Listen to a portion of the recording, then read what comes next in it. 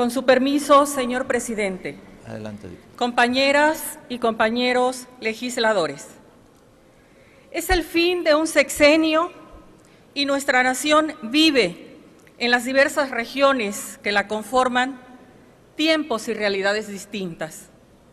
Desde la fiesta de los triunfadores que creen haber ganado todo y se reparten la conquista, hasta la inconformidad y molestia fundada de quienes han padecido los abusos de los poderes fácticos y las deficiencias de nuestro maltrecho y corrompido sistema electoral. Desde uno de los hombres más ricos del planeta hasta los millones que luchan cotidianamente para sobrevivir. Por ello, en medio de una transición política inacabada, de un régimen político obsoleto y un modelo económico agotado, el gran saldo histórico deficitario se llama desigualdad. En lo económico, en lo político y en lo social, la desigualdad se viste de pobreza, de desesperanza, de violencia y sangre derramada en nuestras calles.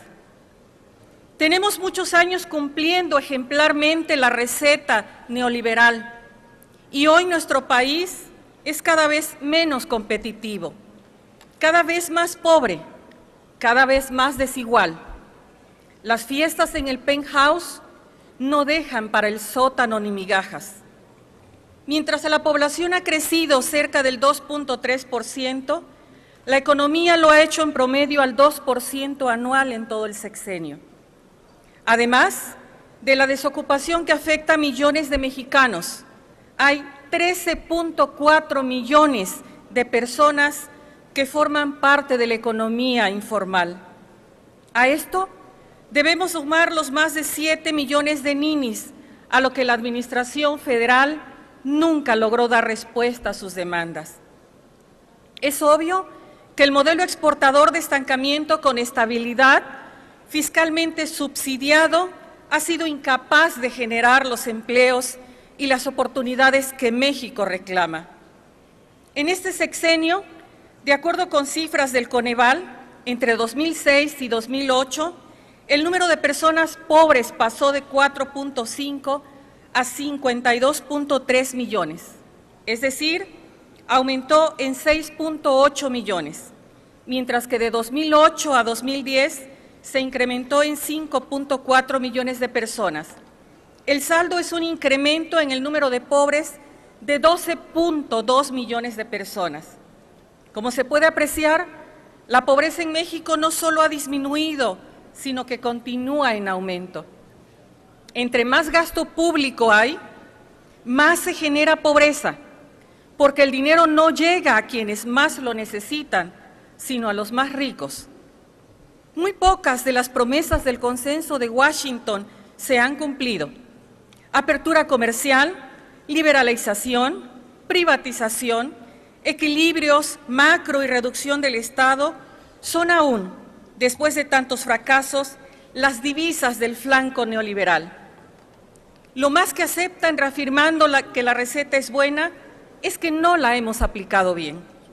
Sin embargo, la apertura comercial que ofreció prosperidad, con excepción de unas cuantas empresas privilegiadas, ha significado el cierre de miles y miles de pequeñas empresas que antes generaban impuestos y empleos y ha quebrado al campo.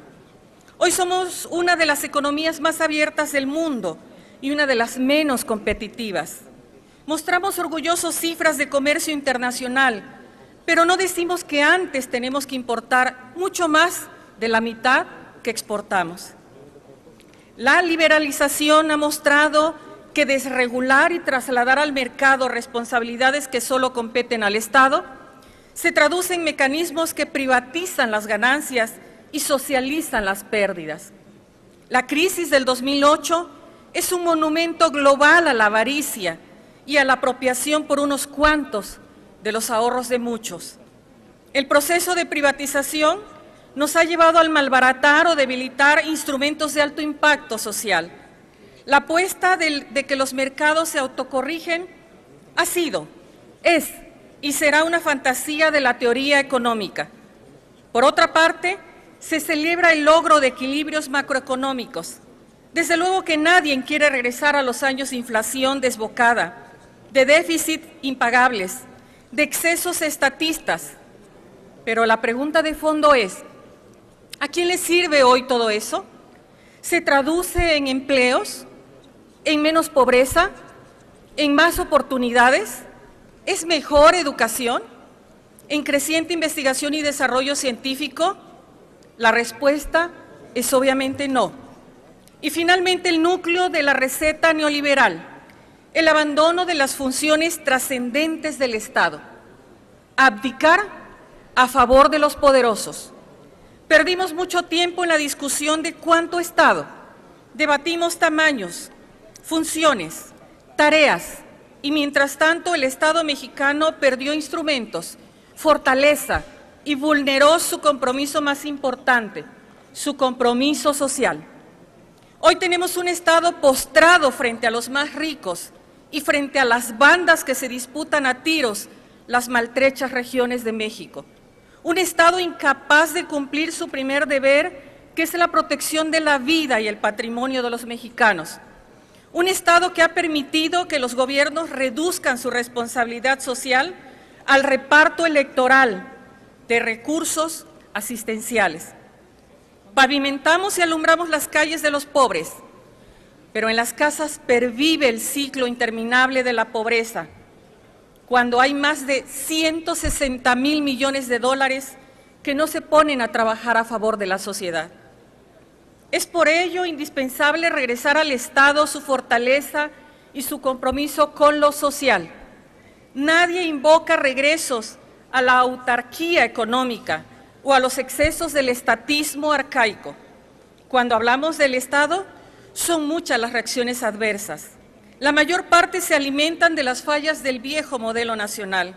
Son juicios retrospectivos que descalifican la insustituible tarea del Estado por sus perversiones pasadas.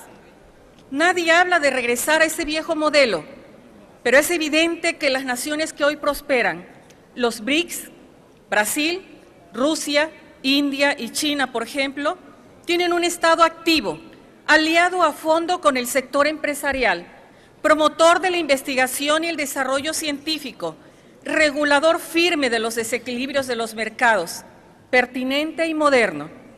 Tenemos que hacer un esfuerzo por mantener la estabilidad macroeconómica, pero al mismo tiempo fortalecer la cohesión interna a través de una política social que promueva el crecimiento, aumente la productividad y sea fiscalmente sostenible. Creo finalmente que para lograrlo necesitamos dos reformas claves, la reforma del Estado y la reforma hacendaria integral, no remiendos fiscales. La primera para modernizar el vetusto régimen político, para edificar espacios de construcción política que incluyan a la pluralidad, de especial manera a las minorías activas, para reconstruir la autoridad moral, ética y funcional del Estado, para que, con la ley en la mano, pueda proteger eficazmente a los mexicanos y su patrimonio, para abandonar el modelo asistencial de naturaleza neoliberal y ampliar nuestra red de protección social, no solo desde una perspectiva solidaria, sino también productiva. Por su parte, la reforma hacendaria integral, al enfatizar su carácter fundante y estructural, debe incluir ingreso, gasto, regulación, vigilancia y transparencia, hacer a un lado misceláneas e inventos fiscales distorsionadores. Una reforma que nos permita tener mayor margen de maniobra para incrementar de manera sana y sostenible la inversión pública, alentar la inversión privada, incrementar la competitividad, reducir la dolorosa desigualdad social y regional y fortalecer nuestra red de protección social. Debe también de asegurar que el gasto público llegue a su destino con eficacia, transparencia y rendición de cuentas. Ahora que inicia esta legislatura, que inicie un gobierno federal, se abren oportunidades de impulsar transformaciones de fondo, comprometidas con el interés de la mayor parte de los mexicanos, no de unos cuantos. Ha sido muy costoso pasar el interés de la nación por el pequeño ojo de la aguja de los intereses creados. La República se ha debilitado después del colapso del antiguo régimen en 1982 y la crisis de la modernización fallida en 1994. Hagamos de la restitución de la República el gran motivo y fuerza para hacer a un lado la mediocridad, el abandono, la irresponsabilidad, la simulación, la corrupción y la impunidad, grandes males de México, y luchemos para que la economía se ponga al servicio de la gente, de sus aspiraciones, de sus sueños, de sus exigencias. Es tiempo ya de abandonar el viejo modelo neoliberal que ha probado sobradamente su ineficacia para crecer con justicia y libertad. Si seguimos haciendo lo mismo, obtendremos lo mismo: más pobreza, más desigualdad, más encono social, más violencia. Decidámonos a ser una potencia latinoamericana. Debatamos y pactemos los qués y los cómo. Cumplamos bien nuestra misión. Para eso estamos aquí. Muchas gracias.